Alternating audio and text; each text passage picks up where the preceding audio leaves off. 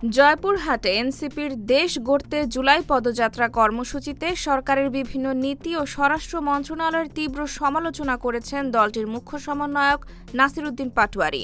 বুধবার রাতে শহীদ ডাক্তার আবুল কাশেম ময়দানে আয়োজিত সমাবেশে তিনি বলেন, সরকারকে বলছি, মুজিববাদী সংবিধানের পাহারাদার হবেন না, জনগণের সংবিধানের পাহারাদার হন।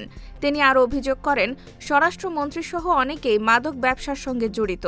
তবে এসব অভিযোগের পক্ষে তিনি তাৎক্ষণিকভাবে কোনো প্রমাণ উপস্থাপন করেননি এবং সংশ্লিষ্টদের পক্ষ থেকেও এ বিষয়ে কোনো প্রতিক্রিয়া পাওয়া যায়নি।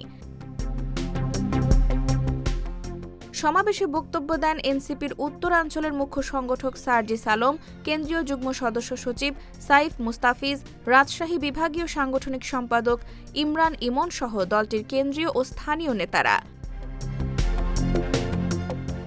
এর আগে সন্ধ্যায় সরকারি আরবি উচ্চ বিদ্যালয়ের সামনে থেকে দেশ গড়তে জুলাই পদযাত্রা শুরু হয়। শহরের প্রধান সড়ক প্রদক্ষিণ শেষে পদযাত্রাটি সমাবেশস্থলে গিয়ে শেষ হয়। সমাবেশে সরকারের বিভিন্ন নীতি, রাজনৈতিক সংস্কার এবং ভবিষ্যৎ রাষ্ট্র ব্যবস্থা নিয়ে দলের অবস্থান তুলে ধরেন বক্তারা।